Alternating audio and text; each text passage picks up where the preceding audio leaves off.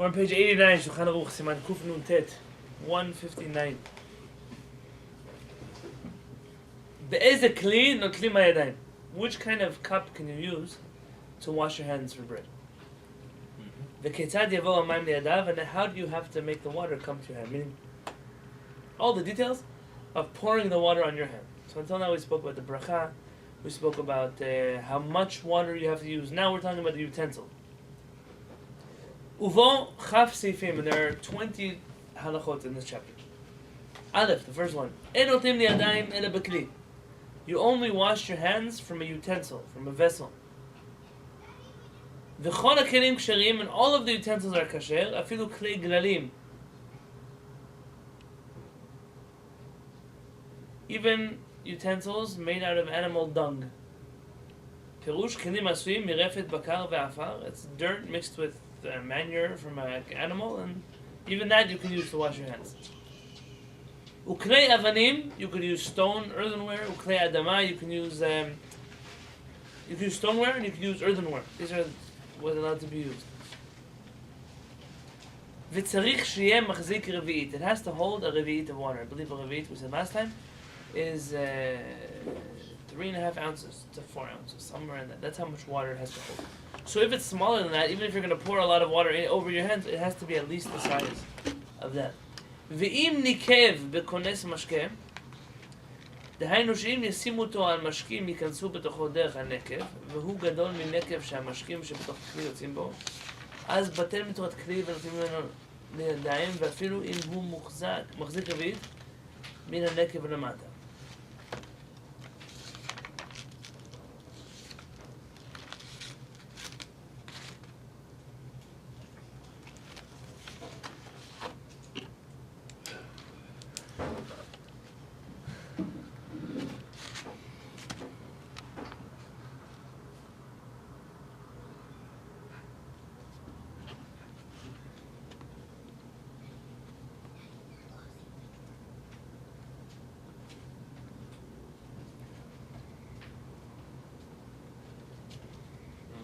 So there's this. This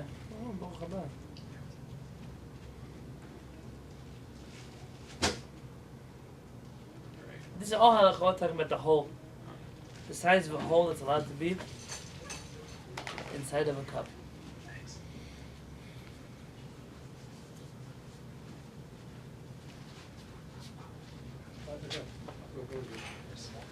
והוא גדול מנקב שהמשקים שלו יוצאים בו.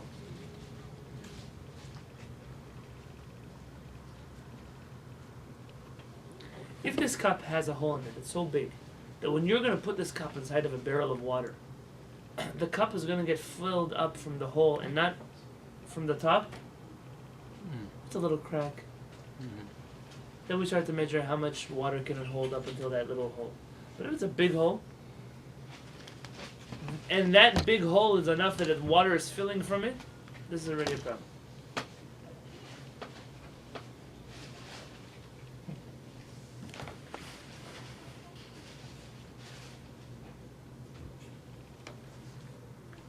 Coming back to page 89 for a second.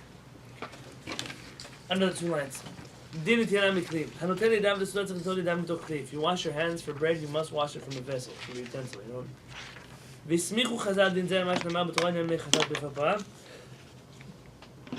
just read this in the Torah. Chachamim learn this from a utensil, from the pasuk that says that you give mayim chayim el keli, from a utensil. That's where they learned it from. O medin kiddush yadayim b'gdei midah shaya mei hakiyom. Or they learned this out from the temple where they used to wash their hands from a big vessel. Kelim aksharim l'netila. Which utensils are kasher to be used for washing your hands? Kol kelim aksharim l'netila. All of the utensils. Beinim hayu osim me'etz or me'etzem u'zchuchit, whether they're bone or wood or glass. ואפילו כלים שאינם נחשבים כלל עניין קבלת טומאה, כגון כלי גללים או כלים העשויים מאבנים או כלי אדמה כשהם תת ידיים. And we mentioned before, earthenware, stoneware, even things made out of animal feces, all of that is kasher to wash your hands with. 90. I don't know about the animal feces. What? I don't know about the animal feces. You don't have to, I don't know where you can even buy such a utensil. וכלי אדמה היינו כלים, okay, we did this. I guess that's why they call pewter. That's a good question. A sponge. Is a sponge a utensil which you could do Netilat Yadayim with? I'll give you an example. Maybe Squeeze I get a sponge, I fill it up with water. Now this sponge, does it hold water? Yeah, Yeah. a lot of water. More than 3.5 ounces? Yes. Depending on the size. Depending on the size, yeah. Yeah. Now I go, squish, squish. Right. Did I do Netilat Yadayim? You didn't pour it. You just squeeze. אם נטל ידיו על ידי, on page 90, נטל שמילא ספוג מים, וסחט המים על ידיו, if you filled up a sponge and you squeeze a sponge in your hand, לא עלתה לו נטילה, that doesn't count as hand washing, מפני שאין הספוג נחשב לכלי, because a sponge is not considered a utensil that holds water. We say a utensil that holds water, a cup, a bowl, a bucket, not a sponge. Because you need to squeeze it to get water of it, right? It's a good question. He brings you all the sources of why. It depends how you feel it, right? Why? And you do feel it from the one spot you feel it. Either way, it's still not going to work for us. No, I know. Yeah. That's probably why. Well, I use a lot of sponge in my work, and when you fill it up water, because you're gonna want to take a bunch of it, and when you take it, the water's dripping. And to get there, maybe it's already like kind of not the water, the amount of water you want. כלי נייר ופלסטיק לנטילת ידיים. What about paper cups or plastic cups for washing your hands? ג' מותר מעיקר הדין להשתמש בכלים מהסוג נייר ופלסטיק. According to the basic halacha, you can use plastic or paper utensils וכיוצא בזה נטילת ידיים. ואף על פי שדרך העולם להשתמש בכלים אלו רק באופן חד פעמי, even though these might not be considered a utensil because they're disposable, you know that if you buy an aluminum pan, do you have to take it to the mikveh? No. No, it's because disposable, meaning it's not considered a utensil. That's why he's worried here that maybe it's not considered a utensil to wash your hands with, if it's disposable. מכל מקום נחשבים לכלי, ובפרט אם אין לו כלי אחר, אלא כלי זה, if only, especially this is true if you only have this cup. If you don't have anything else, then how much more so? שרשאי להשתמש בנטילת ידיים, that you're allowed to use it for נטילת ידיים, מכל מקום בלבד. כדי לצאת ידי כל הדעות, נכון יותר שקודם שיטול ידיו בכלי כזה, יחשוב בדעתו להשתמש בו עוד לאחר מכן, או שכמה אנשים יתלו ידיהם בכלי זה. If you want to fulfill all of the opinions, what you should do is show that this is not a disposable cup. Meaning, either you use it for something else, like to drink water with afterwards, or let a lot of people use it to wash their hands, so it's not like you washed, poured garbage, this already would be a problem, because it could really come up that it's not even a utensil in the first place. How big does it have to be? So you can't use it disposable. You can use a disposable you cup. can. Sorry. If you want to, though, to be strict, you can show that it's used for more than just one-time hand washing.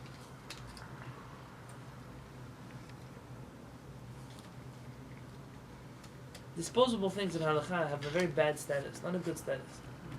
They don't Right. have so many in the old So maybe you just use it for Yeah, emergency. no, they didn't. Even, they maybe didn't have it all in the olden days. And we don't learn those halakhot from the days of old. You can't do kiddush in a plastic cup or a paper cup. Right. Styrofoam cup. You can't use those for kiddush. It's not considered an important enough cup to be considered a cup. You go to people's houses for Pesach. Now I'm guilty of this only because my wife hosts a lot of people, and nobody helps her wash dishes at the end. So I a long time ago told her stop being fancy. But Mikar Adin, if you have your own house and you have a few guests in your house, what are you doing eating on paper plates on Shabbat and Yom Tov? On Pesach you're supposed to celebrate. Part of the celebration of the holiday of Pesach is to use the fanciest utensils you have. If you never understood why Aunt, give me a good old name. Sadie. Why Aunt Sadie bought this $10,000 China set, well, it doesn't make a difference. On Pesach you should use it. It doesn't make sense why someone bought that, but on Pesach you should use it. Part of the celebration of Pesach is we left Egypt with a lot of wealth. And there's a mitzvah to celebrate that wealth on Pesach. So at the Pesach Seder, even when I'm here and everyone's using paper plates, I bring my own set of china from home. At the Seder, I'm going to eat from paper plates. Also, washing your hands. Washing your hands, at least use a real utensil. you don't have a choice, you don't have a choice. That's what we're not saying. But if you can, why would you use a paper cup to wash your hands with?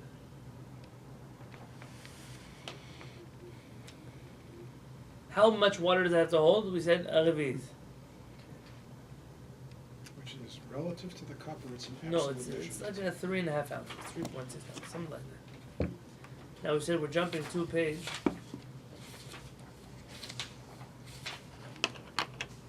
105. It's an interesting halacha. This is one of those halachot you might not know about.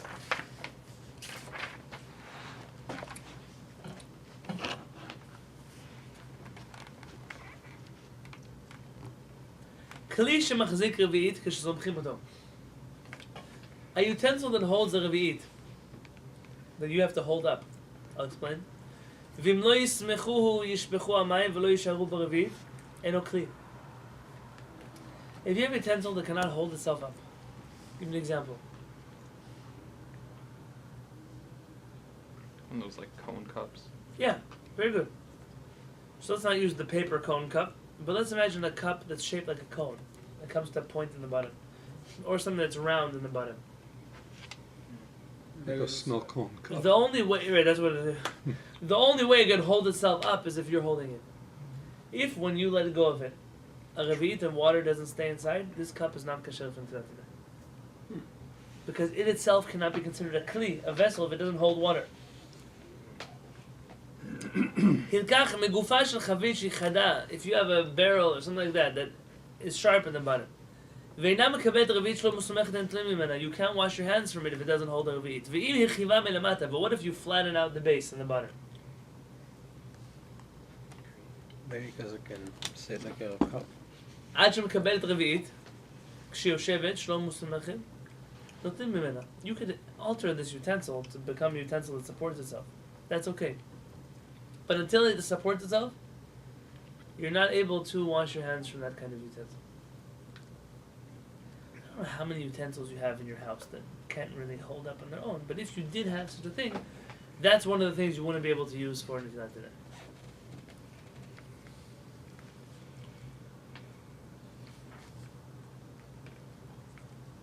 Yes, It's necessary that the utensil should have both. we're going to talk about it. It's a good question.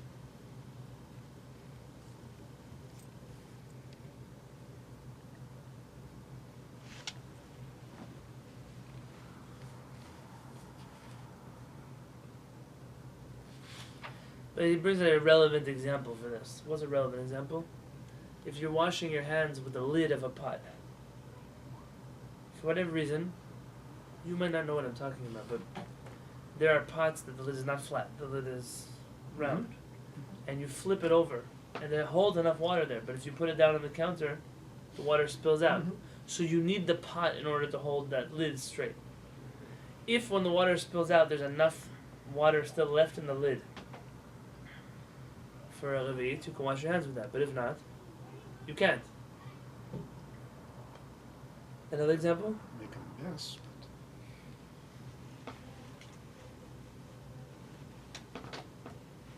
A ladle. yeah. A ladle, you can have a big ladle. You know, you take soup with. But it can't stand up on its own. Unless you lean it against Top something. against the wall. That would be a problem, that so there are more examples than just a snow cone. Okay? So you shouldn't use a ladle for utility? Should not use that, no. Even if you're not using chicken revit, soup. Even if there's a revit. So una jica No, de if there's a tomate. revit, then it's considered a utensil. Rabbi, I know, so a utensil that goes for, it doesn't have to be a cup. It could be A bowl. a bowl. Or even, like, what if it was like a plate? If it held the revit in water, it counts. Cool. I just want to make sure there wasn't like some stipulation on that.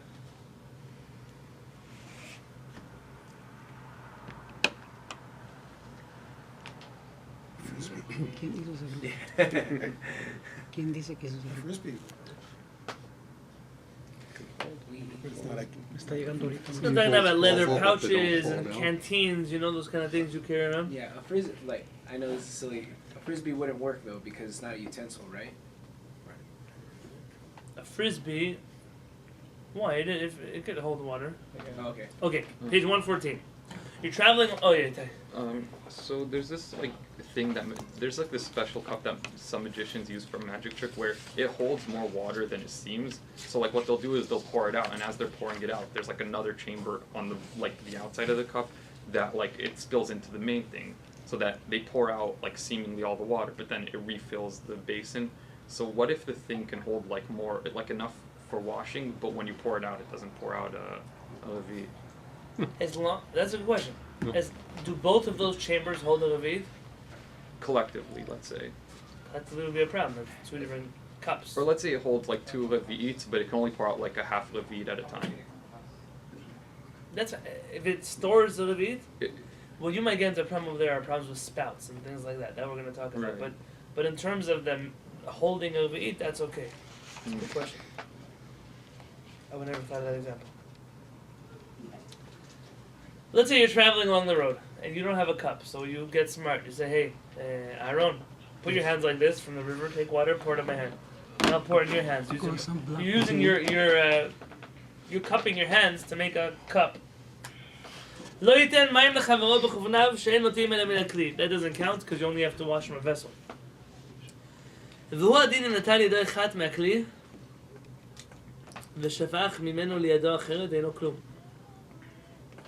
The same is true as if you pour water in your hand and then you pour it on the other hand.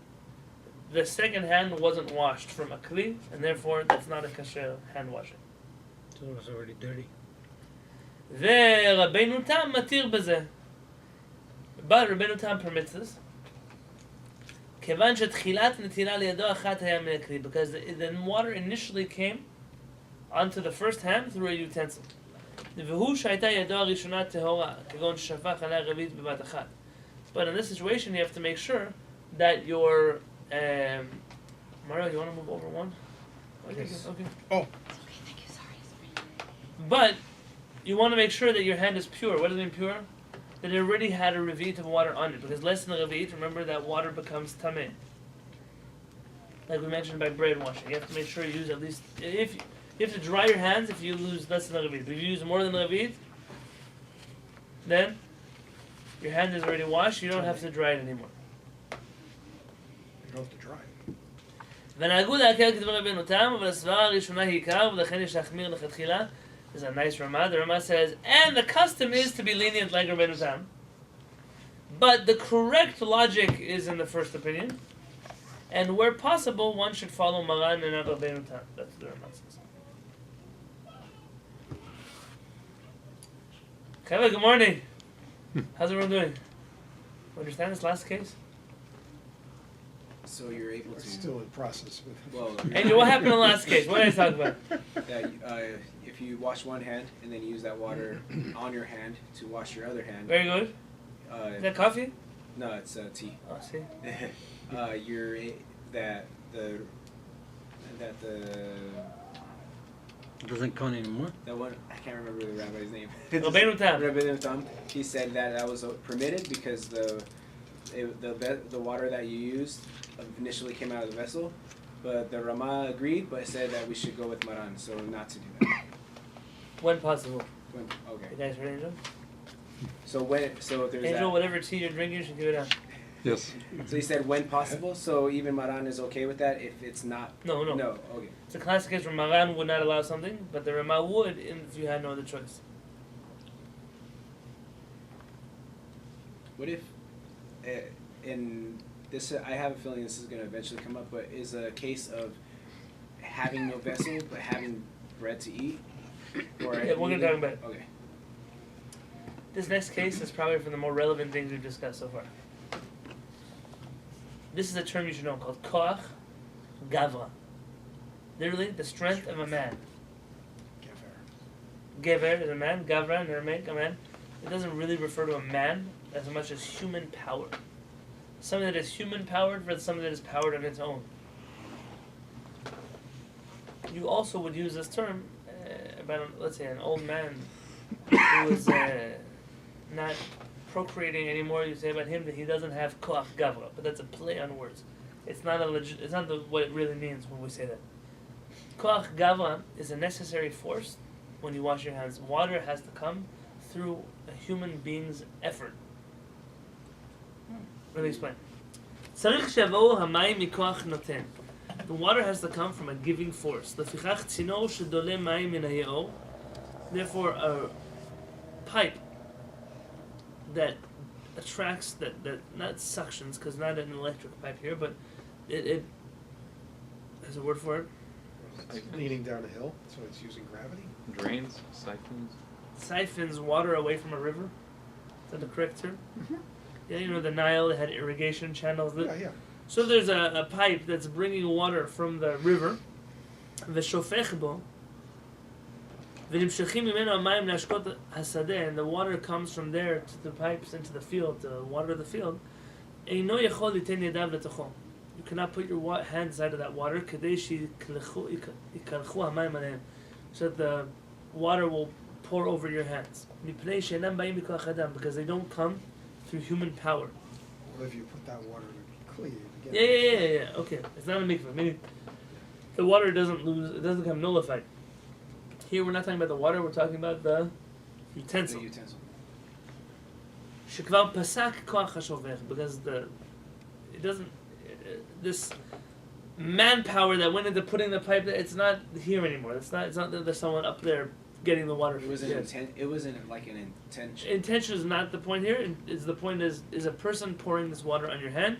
No, exactly. No, isn't it a bit counterintuitive that for washing your hands for purity, you need to have, like, you need to exert some sort of work into it, but for a mikveh, it's the opposite. You want the water to be naturally sourced.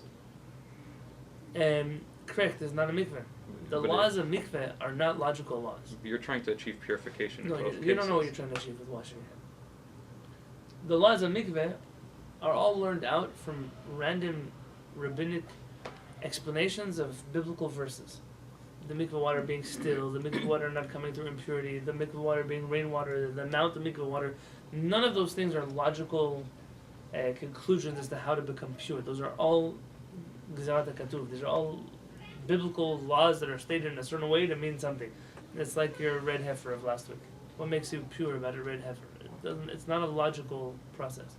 But the thing is, so then what about one of those automatic sinks in the washroom? Yeah, we're going to talk about that. This is the beginning of the conversation. 'Cause that's a vessel where the water comes out. That Is it Well, saying I in the mean, Torah that you without have human to have effort, really. human effort to use this? Where did that This is come not a biblical commandment, so I wouldn't say anything in the Torah about it. So why did we decide, why was it decided that you have to have human effort?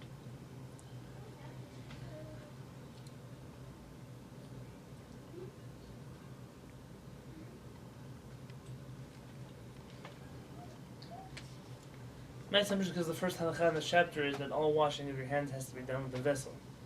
And they learned that out from the pasuk. The washing of hands has to be done with a vessel. A vessel meaning that it's powered by a person and not that it's in water that comes on its own. You have to be careful because that was a good wording. Automatic flow is not the same as naturally flowing. Naturally flowing water purifies your hands in mikoch of a mikveh. Mikveh, you can work for until that. You dunk your hands in the mikveh, your hands don't need to be washed with a cup. Just your hands? Oh, really? Yeah, but if you are washing your hands, it has to be with a utensil, meaning it can't be from something that's not a utensil. And this pipe, not only is it not a utensil, it's not happening by any human force. Minastam. I'm going to have to look into it more, but probably that's where the origin of this halakha is from. Yeah?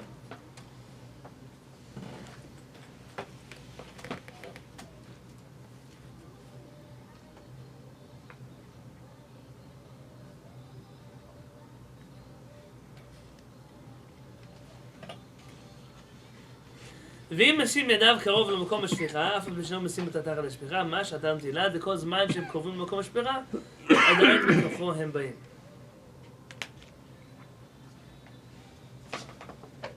Some good water.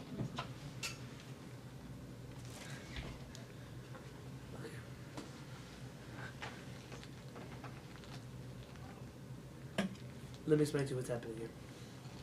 This pipe is not an irrigation pipe that works normally like what you would think. reading it to Maran is a tzino shedole mayim min hayaor letocho. You have a pipe that's right near the river, and at the pipe goes all the way to your field. So let's say here's the river, here's your field, and there's a pipe. At the pipe there's a acceptance bowl, and there's someone over there with buckets taking water from the river and putting them in your pipe. So the question here is, I poured water through human power over here. Now I want to know if I put my hands over here, is that still considered human power? Maran is saying no. Really? No, it's not. Because even though you did the initial action, here already it's not you. Which is pretty similar to the case before. Where even though a cup poured the water in the first time, but now that it's already in your hand, it's no longer considered water that came from a cup. Not the same like if an android did it, let's see, like a robot helper. I don't know, have a degree in robotics and halakha, but I'm sure that someone has asked this question because it will become relevant sooner than later. So Maran is saying if you put your hands in the first part of the pipe, as long as it's very close to where the water is poured, that might still count as washing your hands. But if you let it go through the whole pipe, by the time it reaches over here, then it's no longer considered poured by human power. When you think a pipe, don't think a pipe. Think such a pipe. Like a half a pipe. Like a rainbow. That's how you stick your hands inside of it. How else do you stick your hands in the pipe? Oh, in the pipe, not flowing from the pipe onto your. That's at the end. But if you stick your hand, I need a Near pipe. the beginning of the pipe, yeah. Right in there. A pipette. You pour water here. If you put your hands right here, that might still count. But over here already, it doesn't count. ואם הגביל ידיו לתוך הצינור, הזה אינם טהורות מכוח טבילה, מפני שהם שאובים.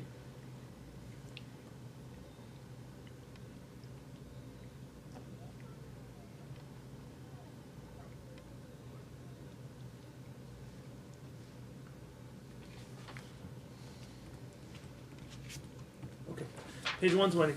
אם הכניס ידיו בתוך כלי של מים, if you put your hands inside of a utensil of water, ושכשך ידיו בהן, סכסך ידיו בהן.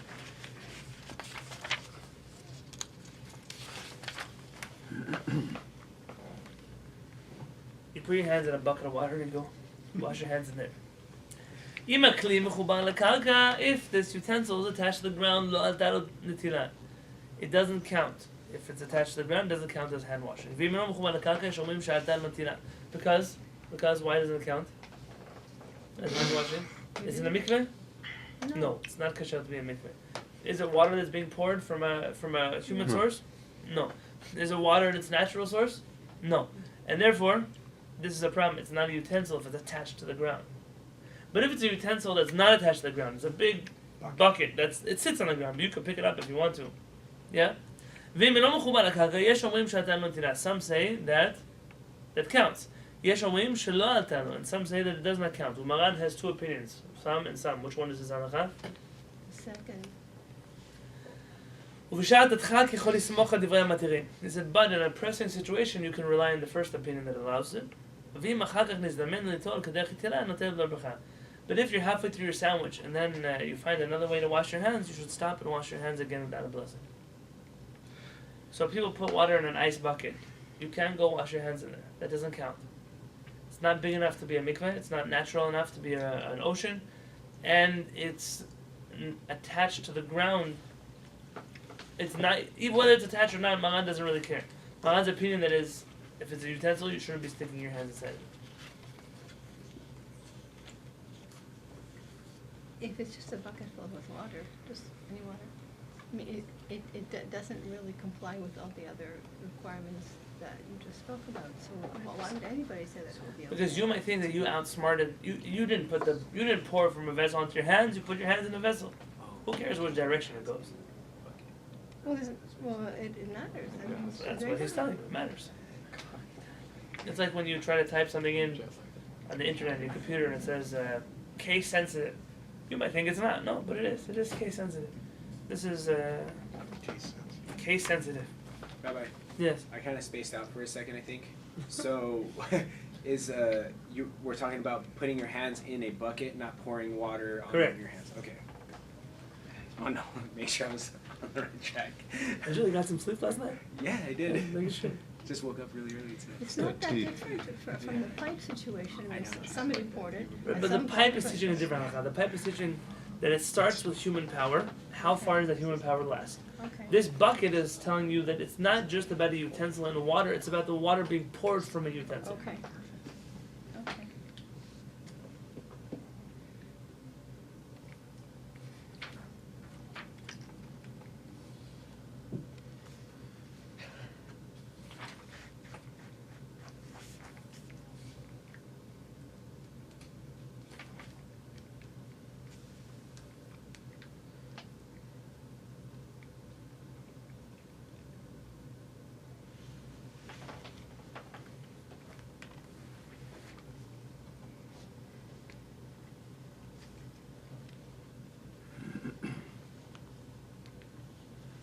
Okay.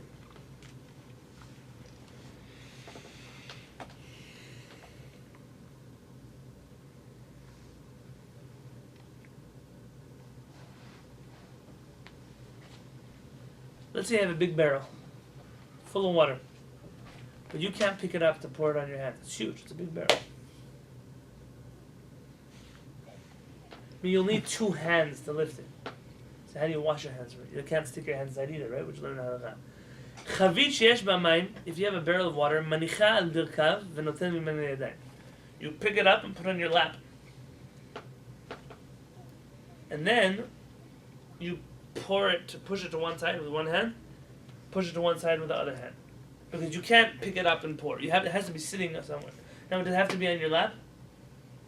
No. No, you could do it if it's on the ground too. Maybe you could lift it like that. But here, Maran is just using a practical case.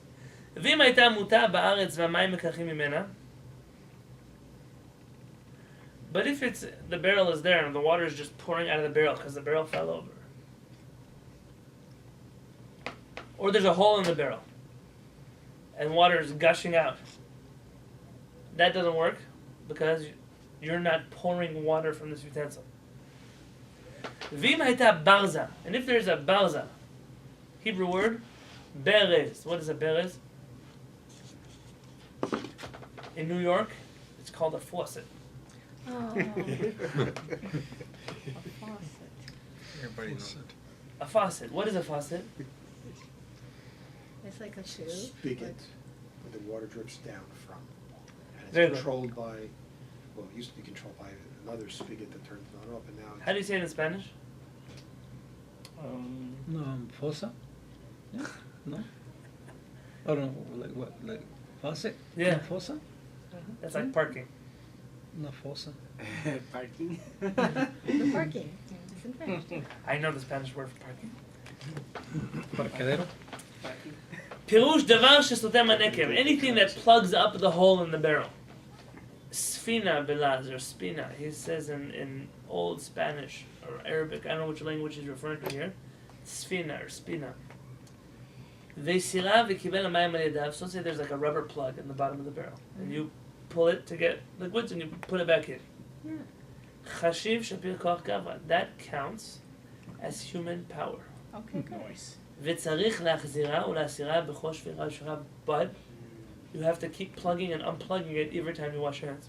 So why couldn't you the faucet turn off and on? Marlene, You're jumping Grief. ahead. this is exactly what they're going to talk about. It's grifo in Spanish. Because the question is a faucet of today like this? Faucet. Okay. It's Let's grifo. ask. Oh, so you can wash you can do the name and the fuzzy. Open it and close it, right? You and Marlene. Oh, okay. Yeah, sorry. No, it's good. You and Marlene asked the same I question. didn't hear it. Before we even read about it, before I'm even researching it. No wonder I saw somebody when he finished cutting his hair. Wait, Asha. What is a faucet in the sink? Hold on. No. Tell me the story of this barrel. This is my barrel. It's full of water. Until where? Till the top. Huh? Where's the faucet? On the bottom. On the bottom. Now let's use it's an old school faucet. It's no Oh, spinning like a handle. tea jar. It's like you pull out the plug, Oh, you put it okay. back in. Right. I want to wash my right hand. I pull out the plug. I pour. I plug it in. Then I go to my left hand, pull it out, wash my hand, plug it back in. Because why does that count as a human being pouring the water? Because you're Because the opening vessel it will up. have Yeah. effort. This pulling out of the plug is what's causing the water to flow. And you're the one who caused the water to flow. And because of that, this counts. This is the vessel. What do I care if you wash from the top of the vessel or from the bottom of the vessel? Would you care? No, halakha doesn't care. No. What about What about a faucet in the sink? Where's the vessel? Wherever the water tank Top. is. I don't know where is it, but Bottom. Could be miles Guys, away. listen to Mario, very careful. And Barry. There's no vessel, guy. There's a pipe that Yeah, goes there's a somewhere pipe. where there's water. Okay. yeah. But how is that different than the case of the stream. guy standing by the river with a pipe? Mm. The only time you could tell me maybe that a faucet would work is like this sparklets machine right here. Yeah, but you open it. That's why you. Because the water is sitting on top. And you opening the water is actually bringing the water out of the utensil. Maybe. But just using your logic, a sink, faucet here in your bathroom, and in this case are not the same. They might sound the same, but they're not the same. Yeah, but we're not using. We're using more the sink than the Shulchan Aruch they were saying. Like So the what? guy pouring the. But where's the utensil? Where's the water staying? Which part of your faucet is holding your 3.5 ounces of water? It's true. This is just a pipe. It came from. I'll get another coffee.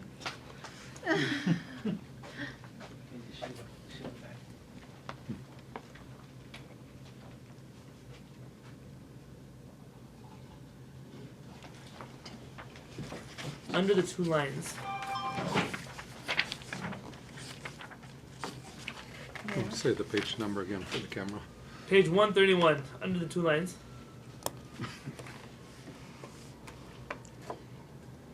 ולעניין ברזים המצויים בבתים בזמננו. What about the faucets that are in our houses today? שהמים באים דרך צינורות הקבועים בקירות. And the water comes through pipes they're established in the walls. They're not like hoses. They're real pipes. ומחוברים לחבית הנמצאת על ראש הגג. And they're connected to the big barrel that sits on top of your house. That's what They you have a lot in Mexico. Emma, here's why when you study halakha, you can't just read it like an idiot. You have to learn halakha with a brain. So I tell people all the time, it's not that halakha changed, it's that you don't know what you're reading anymore. When Maran says that you cut meat and the knife absorbs the flavor of the meat and now you wash it with soap and you cut an onion, that onion is now meat because it tastes like meat, Maran is talking about a steel that is very porous. Maran is not talking about a stainless steel utensil where you can't taste what happens afterwards. It's not that halakha changed. The reality of the knife, which Maran is speaking about, changed. This is being written for people living in Israel, where they have what they call it a dud shemesh. It's a boiler, it's a sun boiler. The water is coming from here. On top of our houses, we have water here in San Diego. No. In Mexico, yeah. Yeah. Yeah, a lot. Everybody. לדעת כמה פוסקים אין להקל את הידיים על ידי שיוצק מדבר את הידיים. Even when the water is on the roof, there's a number of poskim who say you cannot be lenient and rely on that. ויש מקלים בזה, but some are lenient about it. Wouldn't that be the same as the pipe that Correct, that's what they're arguing about here. ובשעת הדחק, but in a present situation, כשאין לו כלי כשר כלל, when you have no other way to wash your hands, יש להקל בזה, you can be lenient in this situation with the water on the roof. ואף בזה ייצוק המים על ידיו מיד אחר שפתח את הברז. And here though, even in this case, you should make sure that you turn on and off the faucet on your hands. ושוב יסגרנו, you should close it, ויחזור ותחל כמה פעמים, you should open it. And every time you're washing, between each washing, you should open and close the faucet. ואין די בכך שיפתח את הברז ויניח ידיו תחתיו כמה פעמים. It's not enough that you just open the faucet and let the water pour out. Each washing has to be done with the faucet. וכל זה כשהברז מחובר לצינור ומחובר לחבית מים הנמצאת על הגג. And this is all in a case where there's a barrel on the roof and there's a pipe that's attached to your faucet that is attached to the barrel on the roof. or the water container. אבל כשהמים באים דרך צינורות ואין הצינורות מחוברים לחביש על הגג, אין להקל בזה כלל. But if it's like in our place where the water just comes from pipes, it does nothing on your roof the water is coming from, there is no room to be lenient about this at all.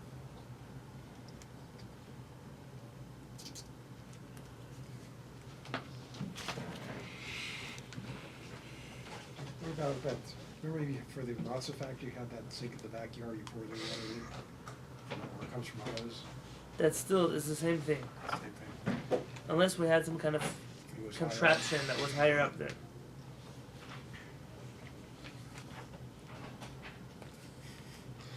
Just those old-fashioned toilets that had the tank up. Right, and you pull the chain, I was thinking about that, yeah. I wouldn't recommend using it for your hands. Well, if it was before you got to the toilet, it was okay. I guess you tapped into the pipe. Okay, page 132.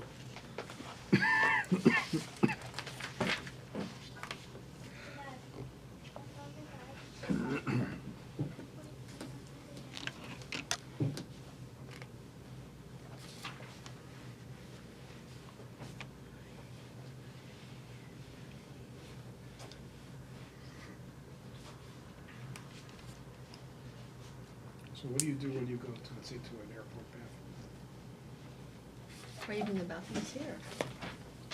There's a becher in there.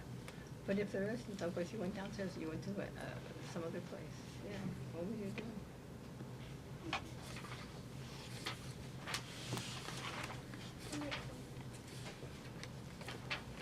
Carry a collapsible cup.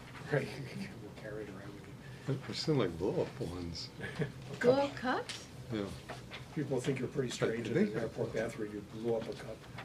If you're blowing something else in. I saw one, a little mini one with the two handles. Oh, come Oh, on. no joke, It's really? cute. About the size of this paper cup. A coffee cup. Yeah, it's cute. Only Jews would Oh, complain. yeah, that one had like Yeah. Hmm. It was obviously made for traveling. Well, probably about 6 ounces. Just make sure it had about 3.5 ounces. It's kind of like the Haredi eye covering that came up for airplanes.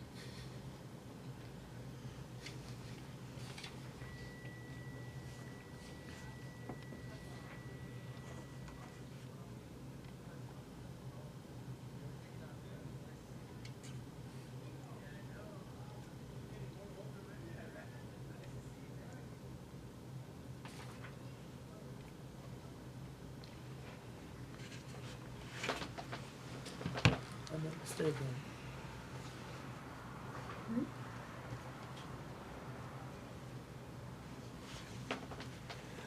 I'm not mistaken, Zed. Hmm? If I'm not mistaken, I remember the Talmud talks about washing of the hand.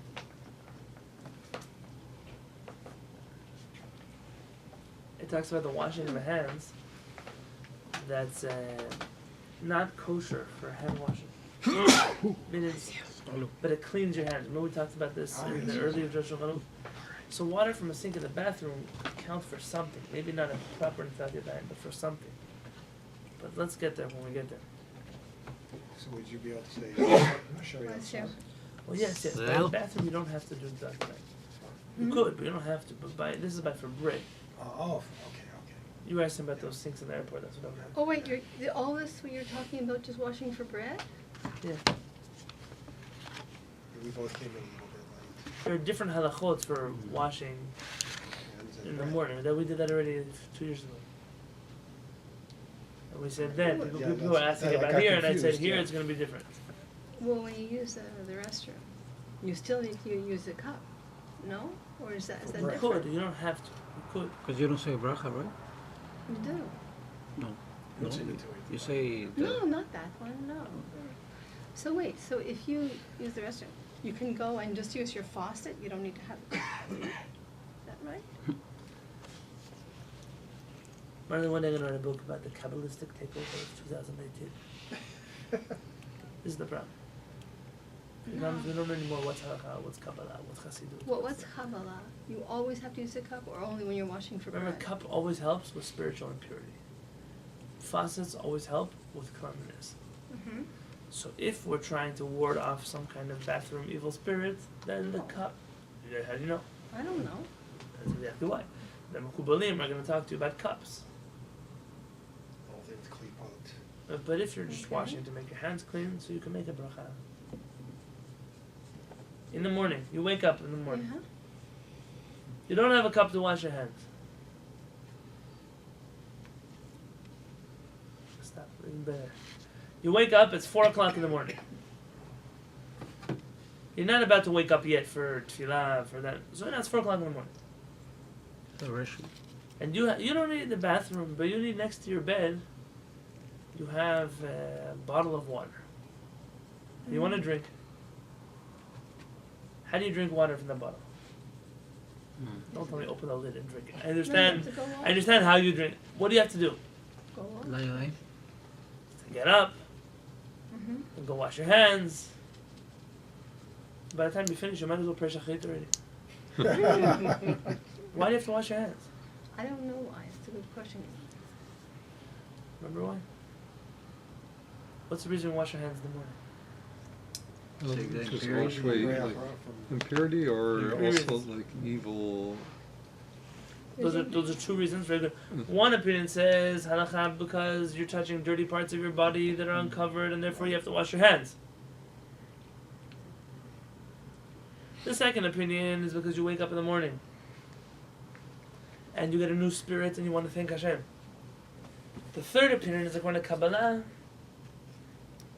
that you have evil spirits in your hands, some kind of spiritual impediment that's going on, and you have to wash your hands, but washing your hands to make them clean is not enough. You have to use a cup, and it has to be 3 alternating times. And until then, it's forbidden even to think about tomorrow to say Hashem's name.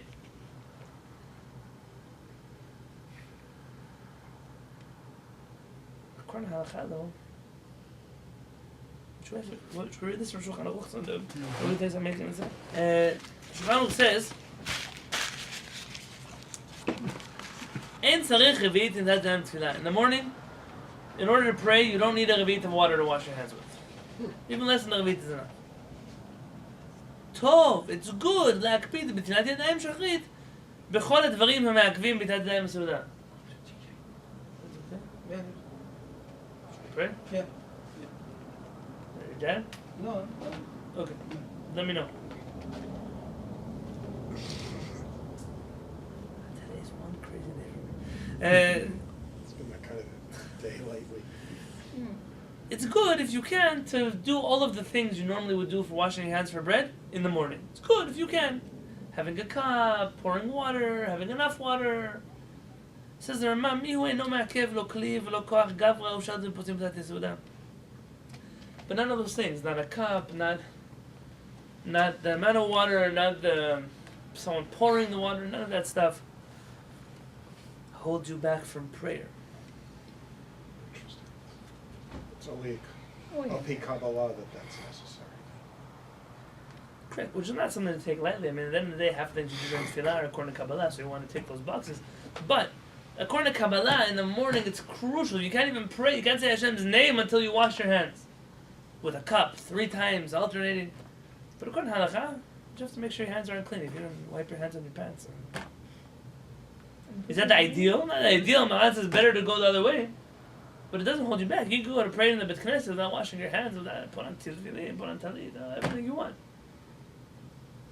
But nobody even knows that. No. Because the Torah of Kabbalah has already taken over everywhere.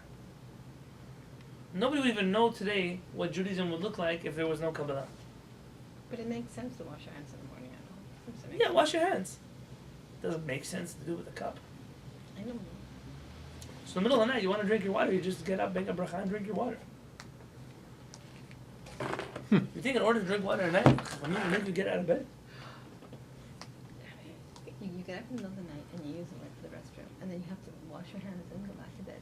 Never understood because you go back to bed and you get the same tuna supposedly. You're washing your hands there because Use the bathroom. you use the bathroom and you want to make a blessing. No, you don't make blessing in the middle of the night. I thought. Asher Etzah. What are you gonna do? Wait, in the middle of the night you do that too? Make Asher Etzah in the middle of the day, middle of the night, every time you go to the Okay, bathroom. so I One drop. was taught it differently. Yeah. I should remember my name in the middle. I used to do that, and then we don't do that. I don't remember the bracha. Who told we don't do that? I don't remember. I don't do it. Remember your wife in the middle of the night. I think you're not that old. In the middle of the night, you don't have to get up to wash your hands in order to make a bracha in your water bottle. But if you use the restroom, which means your hands got dirty in some fashion, in that situation, you have to wash your hands to make an Asher Etzah. Okay. And the thing is, why can't you use a cup that has like a lip on it? A cup that has a spout on it. You're gonna get that. There's a halacha for that too. Okay, the next section of halakha though we can't finish in 5 minutes. I'll read it to you in Shulchan Aruch and then we'll discuss it next Monday because it's too much to do right now. Hakol ksherim liten mayim liyadayim. Itai, but your grandparents' Pesach Seder, how do they wash hands for matzah? They go to the sink or somebody goes around washing everybody's hands? Do you remember? Barry, you remember? I think people go around the table. Were you just there now, I Pesach? remember. Yeah, but we were in a hotel. Oh, Yeah. okay, no, that's why you don't No, remember. when we went for my bar What about the mitzvah. time you went before? For my Barry, bar how long mitzvah. have you not been in Israel for Pesach before that? Itai's bar mitzvah. Yeah. But I believe we went around the table. You around the table? Many old Sephardic homes have this minhag where someone comes there and washes your Right. hands for you. Right. That's the way it's done in a lot of places. Mm-hmm. If I was now with a parent who's going to eat bread, I would wash his hands for him. Kind of like you do for the Kohanim. It's people who were wealthier, they had servants that came to wash their hands in the morning for them. The question now is, who is able, according to halakha, to be the hand washer for you? Can somebody not Jewish do it? Why not? you think so? Can a child do it? They're not obligated in mitzvot. Yeah. What about a woman who is in the time of a month where she's not able to purify someone else? Is she able to do it? No, it's halakha. It's a halakhic situation. Really? Maran writes, "Hakol ksherim niten mayim liyadayim." Everybody's kasher to pour water in your hands. Really? Afilu cheresh, shoteh v'katan. Even a blind person, a deaf person, a child. Those are 3 categories of people who are not obligated in mitzvot like other people are. Goy, a non-Jew, v'nida. Haggah says the Rama, v'ikama damar dekatan b'chol ben shesh dino kekov. Rama says some say that a child under the age of 6 has the same halachic status as a monkey. Remember what I once told you about kuf? What is a monkey in halakha? Someone once got upset. There was a famous rabbi in New York. They asked him if a woman could read the ketubah under the chuppah. And he said, sure, even a monkey could read the ketubah under the chuppah. Well, the newspapers went crazy. He said, a woman's like a monkey. If a monkey can do it, then a woman can do it. In halakha, when you use the word monkey, monkey means a person who has no intelligence but can perform human actions. So when Chachamim say that someone has the halachic status of a monkey, I'm sure a lot of people in your life are thinking about right now. Yeah. So this is what Chachamim mean when they say that. The war going on now? They're probably just doing Practicing, exercises. Yeah, and it's late. They're exercises. Oh. Yeah. So Chachamim give this title of monkey to, listen, can that 4-year-old wash your hands for you? Yes, but they don't have any kavanah at all in the world of what they're doing. Of course they can pour water for you. But some Chachamim would see that as a blemish in the act of pouring water. We're going to talk about that next week. But every time we say Chachamim say that even a monkey could do it, what they're saying is it doesn't really make a difference who does it. Because why do you read the ketubah at the chuppah? When they're going to do a Jewish Jeopardy? And that's a very simple question.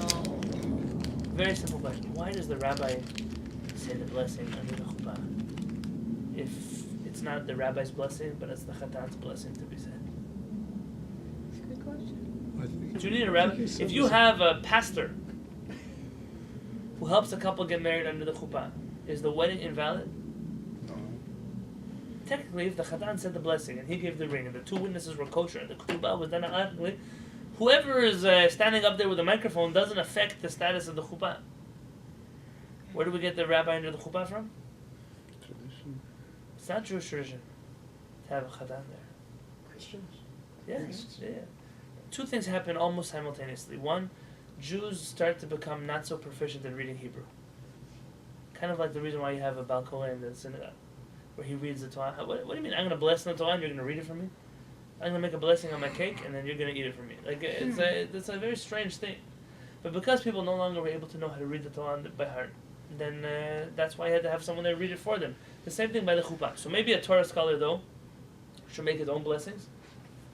There's a medieval cherem, a decree that in order not to embarrass the grooms that are not able to do that, that we don't let anyone. Oh. There's now a third party. But the third party came from inspiration. Then when the Jews want a king in the Tanakh, why do they want a king?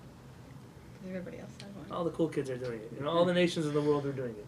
They wanted a king too. I said, fine, take a king. The same thing with a person who does the wedding. The Jews were very jealous of the religions around them that had people officiating weddings, and we wanted to have someone like that too. That was so cool. And that's what we got. But it's not really a Jewish custom that way. So, You can make a deshet leaf. Correct. That's what you say. God, the rabbi doesn't say, Ata Mikudesh to this one. They right, say, you do it for yourself. Yeah. Now what happens here? What happens? Why do they read the ketubah under the chuppah? I don't know. There are two ceremonies that happen under the chuppah. What are they called? Kedushin. Kiddushin. And Nisim. So the erusin and nisuin. That's for the two. Nisuin, yeah. Engagement and a wedding. It used to be the engagement part happened many, many months or years before. And then, whenever they had enough money or whatever it was, the time passed. A year later, 2 years later, they would come and they would do the second part of the wedding. Chachamim saw that started becoming a problem because people would get engaged, and then in those 2 years, they would either cheat on each other, or they would leave each other, or they would. None of it was very problematic. Are they married enough to get a get?